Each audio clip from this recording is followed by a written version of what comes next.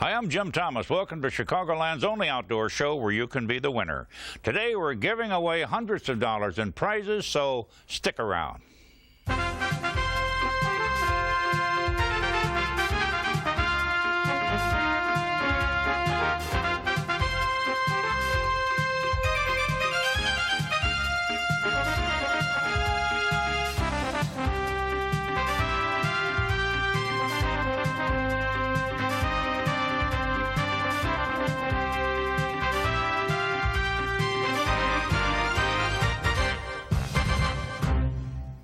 Nice to have you with us. You know, some of the fondest memories of my youth are those of the wonderful moments I spent outdoors with my father, hunting and fishing. Man, what times we had. The only experience in my life since then that could possibly equal the sheer enjoyment of it all occurred years later when I took my own son out to the field and stream. Needless to say, there's a special kind of relationship built that will remain between father and son as long as they live. Believe me, I know, and I dare say all the rest of you fathers out there know too. Now, certainly it's easy to understand why I'm so happy when we have an opportunity to cover the subject of youngsters fishing and hunting anywhere at any time. And that's exactly what we're going to do right after we take our first break.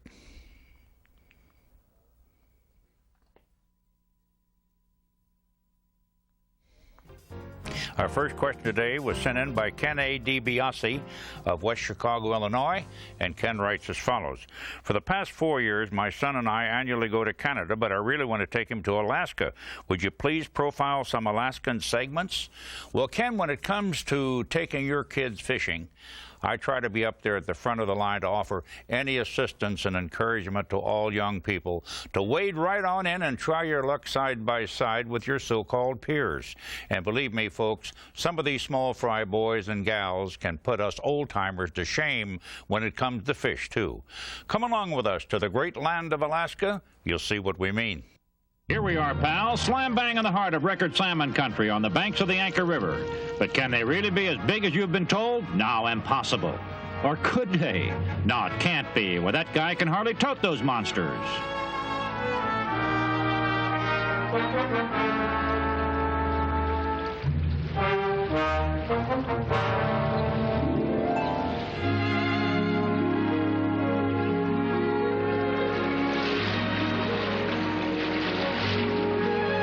Wow, the heck with breakfast. A man can eat any time. Let's head for that river on the double. Man, we're really going to nail him today, but 2 hours later and not a hit. Well, how do you like that? Why, that king is almost as big as a small fry captor. Why is it that he can take him and we can't? After all, we're the experts, or are we? But this young sportsman has the advantage because he's fished the Anchor River ever since he can remember. And fishing is not necessarily a matter of technique with this youngster. It's just a matter of putting meat in the family pot. And from the looks of the size of his prize, it's going to fill a mighty big pot, too. Our experts are curious as to why this lucky young angler isn't taking advantage of his streak of good luck. But it would seem that he just lost his hook on another big salmon, and since he doesn't have another, that's all for today. But like all fellows, a man or a boy meets out on the stream. This expert offers a helping hand. Pick out what you want, son. We'll get to fishing again.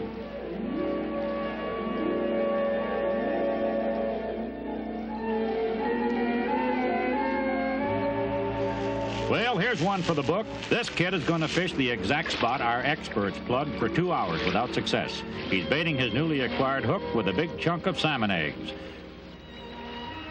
And like a veteran, he makes his first cast. And whammo, he's tied into a king that's going crazy. Hang on to your seats and just watch this battle between a youthful outdoorsman, not yet in his teens, and a wary old battling king salmon who knows every trick in the book and then some.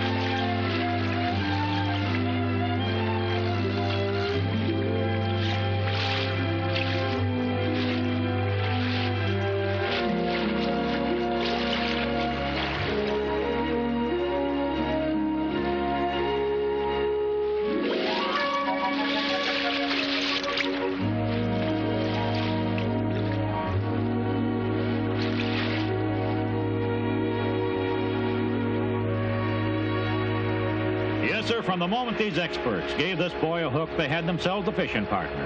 And from what he's done so far, these fellows could do a lot worse. He knows that stretch of the river and the habits of the big salmon like his newly acquired adult companions know their own backyards.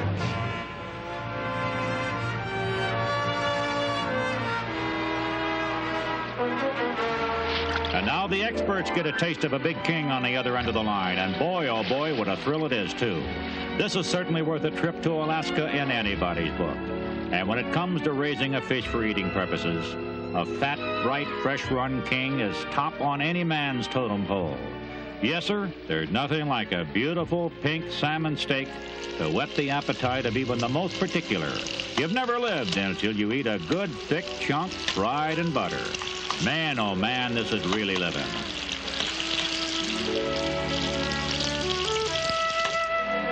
Well, a man's got to take advantage of fishing like this while the opportunity presents itself, and the next morning we find our experts heading straight for that hot spot, but somebody beat them to it. Yes, sir, it's their little pal, right out there after him again. And every time you look at him, he looks more like the Alaskan version of Huckleberry Finn. But there's one thing for sure, this kid or any other kid anywhere on the face of the earth presents no problem to his parents while fraternizing with Mother Nature in this manner. Our experts, both of whom realize that to encourage today's youth in outdoor sports builds better leaders for tomorrow, present their young companion with a brand spanking new glass rod. And needless to say, you're now looking at the happiest small fry sportsman in all of Alaska.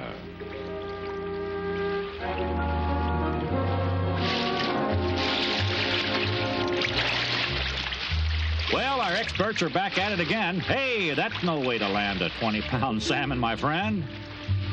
But like all good sportsmen, these two anglers take only what they can eat and return the rest so they can live to fight another day.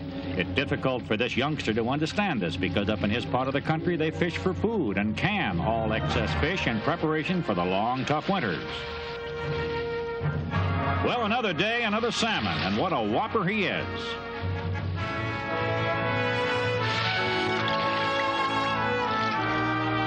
Looks like angler number 2 is all tied up. These fish have tremendous pulling power. Add to that the pressure of the swift waters rushing about your feet, and you've really got your hands full.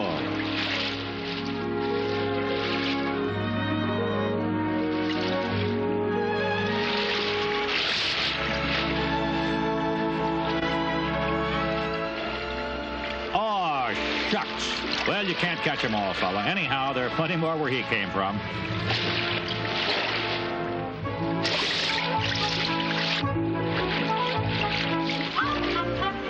Sometimes the fisher is bigger than the fisherman. Hang on, boy. Don't let a little thing like a ducking throw you. Ah, good for you, my friend. You certainly showed him who was master.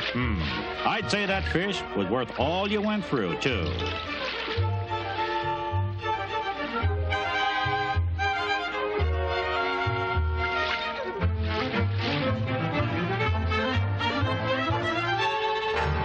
And so was that one. Man, what fishing.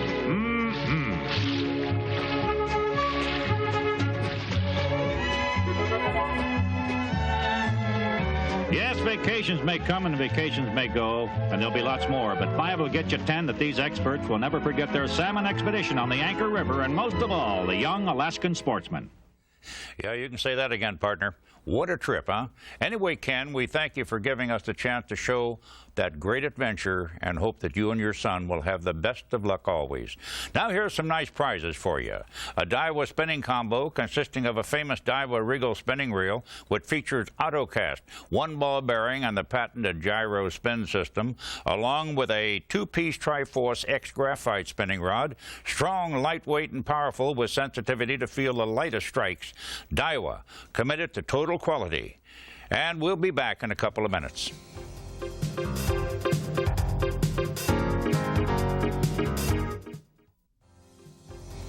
Our next question concerns a type of hunting that we don't often have the opportunity to cover.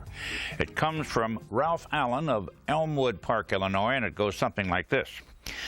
I've heard that the wild boar and the javelina are among the meanest and wildest to hunt, and are there still some running wild and being hunted? If so, I'd like to see some film on one of these hunts. Well, Ralph, the folks who hunt down Texas way are familiar with the javelina, or wild pig, or peccary as it's often called. The javelina is often confused with the wild boar by those from the north because of the fact that it's of the pig family and has tusks. But the similarity ends there. The javelina is much smaller than its distant cousin, the wild boar, and its tusks in no way are as large as those of a boar. The javelina is definitely a resident of the Southwest, and it's not easy to hunt. Now come along and I'll show you. The place, Holiday Inn, Del Rio, Texas. The people, Bill Bird, manager of the inn, Phil Arledge, president of the Del Rio Chamber of Commerce, George Gregg, executive director of the chamber, and John Finnegan, owner of the Dolan Creek Ranch, just a few miles north of Del Rio. The conversation, big game hunting, naturally. Jim, I brought this little booklet along, and it shows some of the various animals that I have. Here's the axis deer, native of India. Very beautiful deer. And then the black buck antelope, also native of India.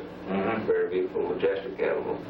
And then we have the Corsican ram, native of Sardinia. And of course we have the native white-tailed deer, the javelina, and the Catalina goat. Fellas, I'm going to call it a night tonight with you, and I suggest y'all get a good night's sleep. I'm going to run on out to the ranch and make sure everything's ready for tomorrow. See you then. This country at daybreak is indeed something to behold. My three companions and I pulled into John Finnegan's Devil's Creek camp at the prescribed hour, ready, willing, and able to eagerly accept any assignment. Now, I've always had an ambition to hunt javelina in this area. I've been on javelina hunts before in other parts of the Southwest, even in Mexico. But I've been told that out here in the West, there were lots of them, and they were big.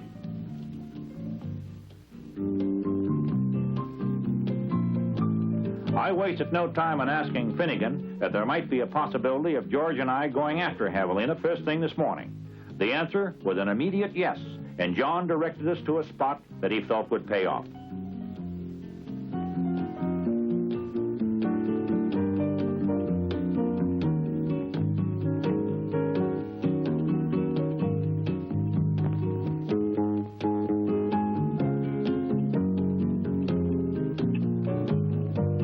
If you've never been out in this part of the big country before, at this hour of the morning, then you can't imagine how stimulating it really is. It's rough and rugged, but so downright beautiful that if you let your gaze wander, you'll forget why you came. Ah, but no time out for daydreaming. Better keep our mind on our driving. This is some highway.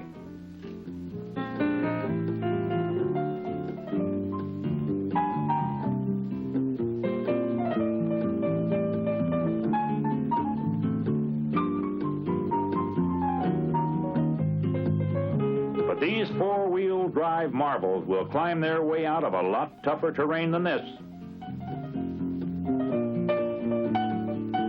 Whoever called this the big country sure named it right, because it's nothing if not big. And brother, it's javelina territory if I ever saw it. I'll bet we've already passed an even dozen or more on the way up here. Well, we shall see what we shall see.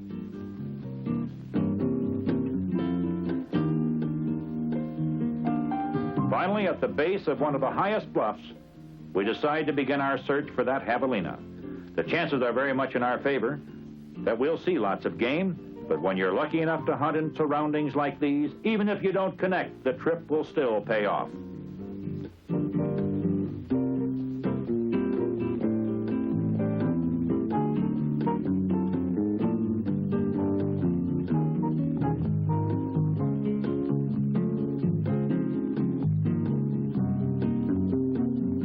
Brother, you'll do a lot of picking them up and laying them down before you get close enough to what looks like a likely spot. Somewhere up in those hills is what we're looking for. We know javelina are there. This country is alive with them. But you still got to seek them out. Beat the bush for them. This is not easy hunting, but you wouldn't have it any other way. Then suddenly George spots one. There it is, scurrying up the hillside. This is an almost impossible shot. It's at least 300 yards away, and offhand, it's not going to be easy. And the animal is not stopping for an instant. So this adds greatly to the handicap. A moving target at 300 yards offhand, this certainly is giving the animal every advantage. Heart's pounding faster. 1 second he's right in the crosshairs, the next, He's to the left, you breathe, or the javelina moves to the right or left. The wind picks up, the animal swerves right or left, or forges ahead. Any one of a dozen different factors, including your own excitement, could result in the bullet smashing harmlessly into the ground, a foot to the left of your quarry. And the animal, untouched, continues his way up the steep slope. And now you can add another 30 yards to that original 300. But this gun will do the job if it's on target. And as George squeezed off his shot, the animal ducked behind some brush, which resulted in another clean miss. Ah, but now he's heading across the hill, and for the first time presents himself as an open target. And George's third shot nails the javelina dead center, and he drops like a stone. No question about it, the animal is down for keeps. And now begins the real chore of the hunt, that of retrieving the game more than 370 yards straight up that hill. Brother, it's some climb, and what with a loose rock and everything, the going's mighty hazardous. And way down in the draw, our scout vehicle looks like a little toy.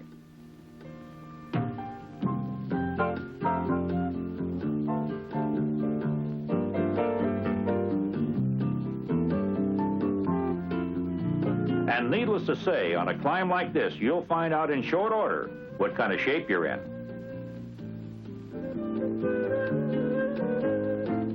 We're still a long way from the top in the Javelina, but I wouldn't miss out on this adventure if I had to cover the ground in a wheelchair.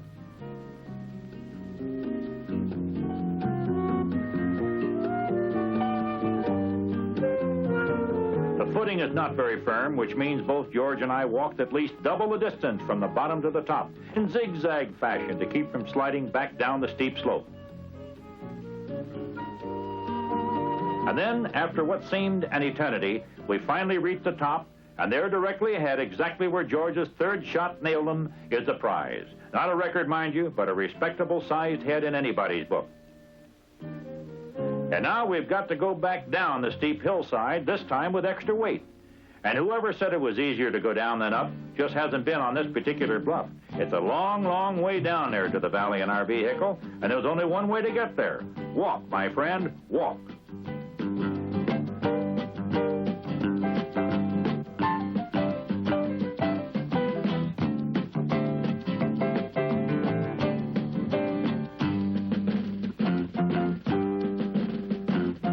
There's one thing for certain, nobody's going to have to rock me to sleep tonight.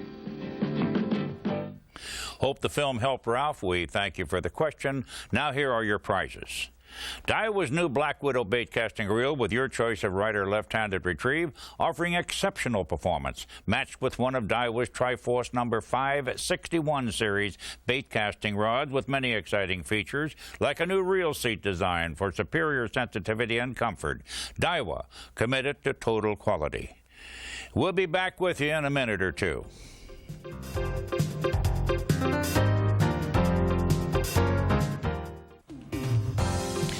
A little bit of time here for Jim's closing notes. One letter sort of caught my eye from a Bessie Trapina of LaGrange Park, Illinois. It's interesting, in my opinion, because it has to do with fish filleting. And while we can't demonstrate anything here for you today, we can sure tell you how to learn more about it. Bessie writes as follows: I've recently taken up fishing with my husband, but I've been given the task of cleaning some of these fish.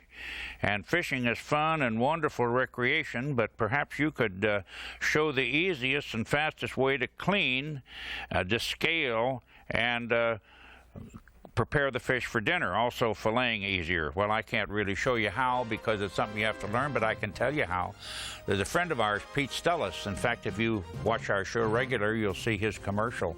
He has devised a way, he calls it No Bones About It, and it's about an hour tape. It's very, very interesting, and he can show the ins and outs of filleting any kind of a fish, even catfish, and he does it from the inside. Very unique. We thank you very much. We're going to send you a nice little gift box for your fishing lures, and we hope that you use them in good health. Well, that's it for now. We hope you enjoyed the program as much as we did bring it to you. Remember, enjoy our great outdoors, but please don't leave your good manners at home. Until next time, this is Jim Thomas saying so long, best of luck to you all.